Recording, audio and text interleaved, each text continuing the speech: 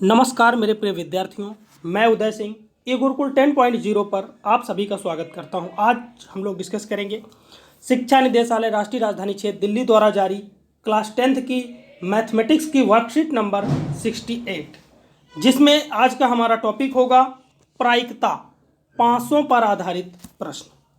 क्या आप जानते हैं एक पासे में 6 फलक होते हैं। 6 फलक होते हैं, सभी जानते हैं। 6 फलक मतलब 6 सतहें होती हैं।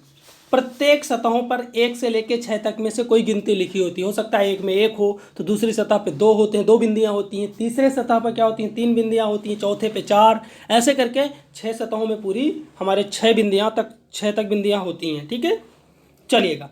तो कुल मिला के एक पासे को फेंकने पर अगर हमसे ये कहा जाए कि एक फांसे को फेंकने पर 1, 2, 3, 4, 5, 6 इन में से कोई भी अंक आ सकता है।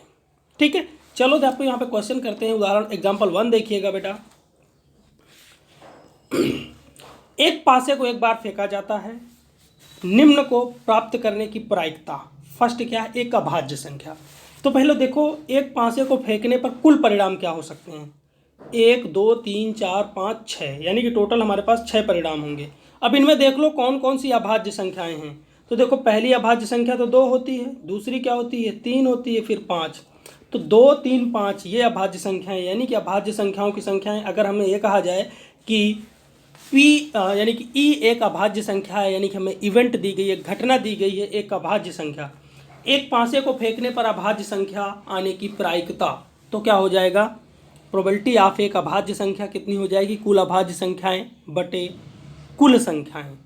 ठीक है, तो अभाज्य संख्याएं कितनी है यहाँ पे बेटा, 3 है। 2, 3 और 5, यानी कि 3/6, तो 1/2 हो जाएगी इस बात की प्रोबेबिलिटी। फिर कह रहा है 2 व 6 के बीच कोई भी संख्या। तो देखो 2 और 6 के बीच में कौन कौन सी संख्याएं हैं, 3 है, 4 है और 5 है, यानी कि 3 संख्याएं हैं। तो कितना हो जाएगा, 3/6, 1/2 हो जाएगी ये भी। फिर कह रहा है एक विषम संख्या। तो विषम संख्या कौन कौन सी होती है बेटा, यहाँ पे 1 हो गई हमारी विषम संख्या, 3 हो गई विषम संख्या और 5 भी हो गई विषम संख्या, यानी कि 3/6।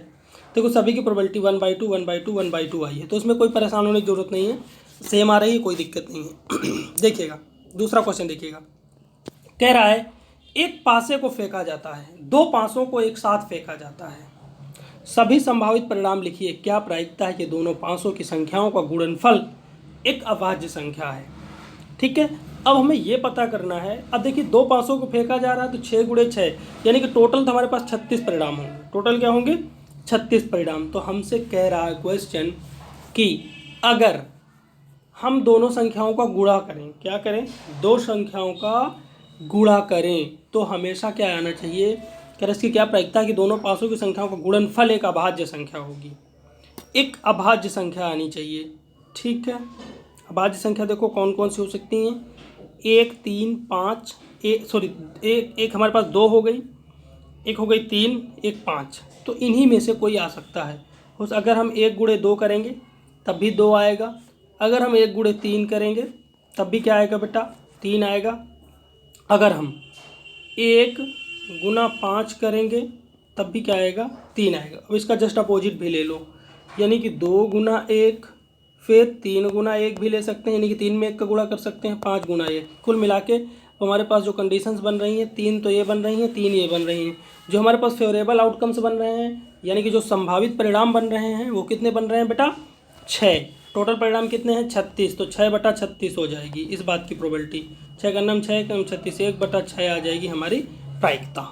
ठीक है, चलिएगा तीसरा क्वेश्चन देखिएगा दोस्तों। तीसरा क्वेश्चन क्या कह रहा है, एक सलेटी पासे और एक नीले पासे को एक साथ उछाला जाता है। पासा कैसे भी हो, हमारे पास जो कुल संभावित परिणाम होंगे बेटा वो कितने होंगे, 6 × 6 यानी कि 36।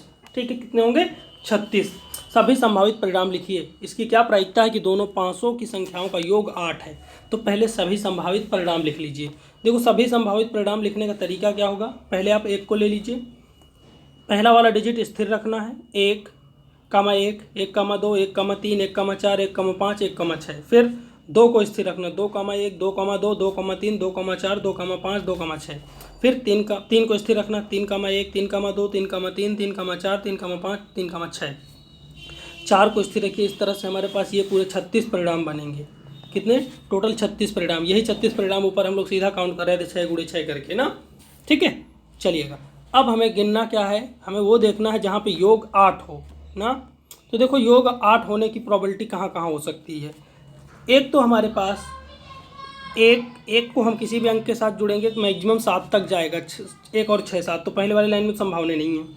दूसरे वाले में देखो नहीं हो सकती, एक ये 2,6, एक तो यहाँ पे 8 हो जाएगा योग, इसके बाद 5 और 3 के साथ भी हो जाएगा तो यहाँ पे 8 हो जाएगा, उसके बाद 4 और 4 भी हो जाएगा, 8 होते हैं कोई दिक्कत नहीं आराम से हो जाएगा, ये भी 8, 5,3 भी हो जाएगा 8, उसके बाद 2,6 था तो 6,2 भी हो जाएगा। तो कुल मिला के हमारे पास ये 5 परिणाम ऐसे बन जाएंगे जहाँ पे जोड़ने पे अंकों का योग कितना आएगा बेटा 8, 8 कह रहा है ना अंकों का योग।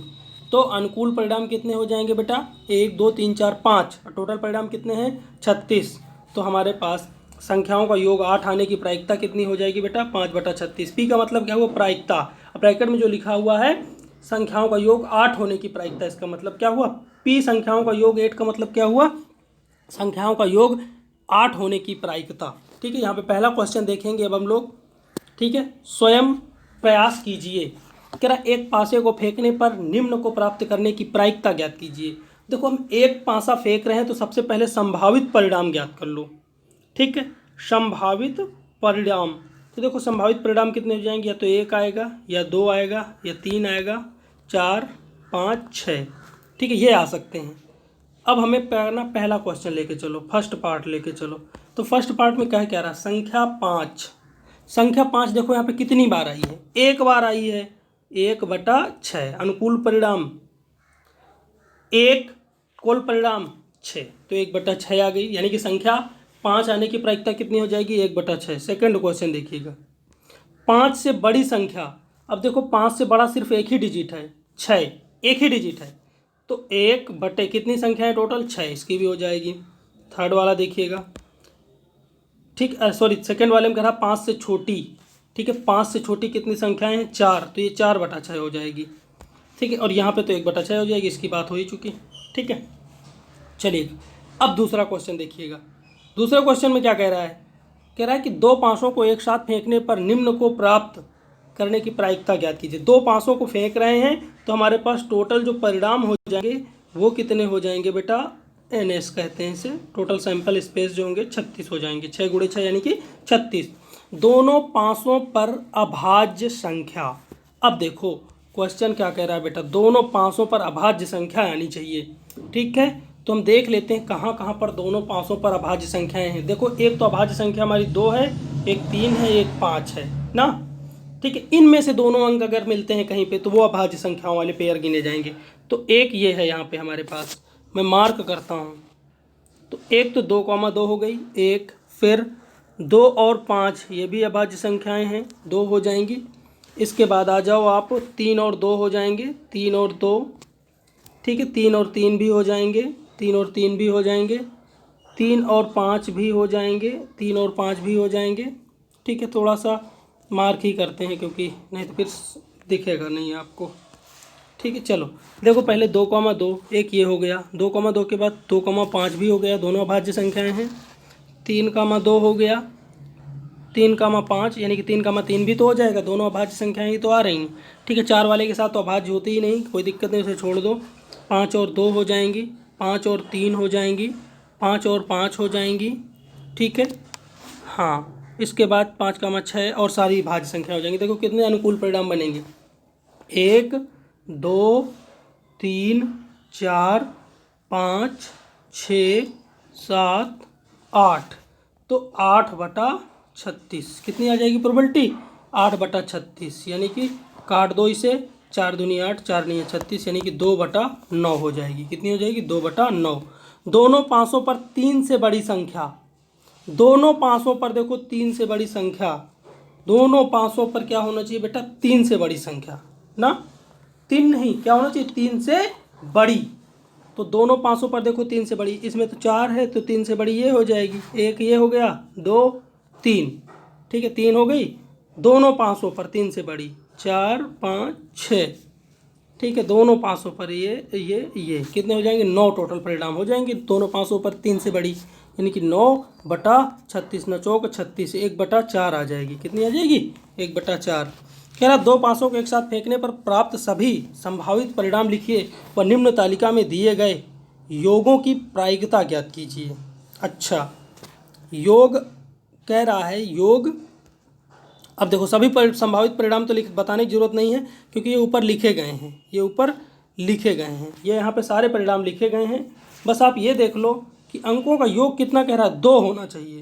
तो 2 सिर्फ एक ही परिणाम होगा, तो 1 और 1 जोड़ोगे तब होगा 1, 1 और 1 जोड़ोगे तो कितना हो जाएगा? 2। तो वही एक परिणाम है, तो 1/36 हो जाएगी टोटल, क्योंकि 36 है ना परिणाम हमारे पास।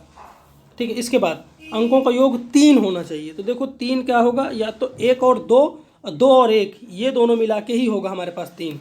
तो इसे हम लिखेंगे 2/36, 2/36।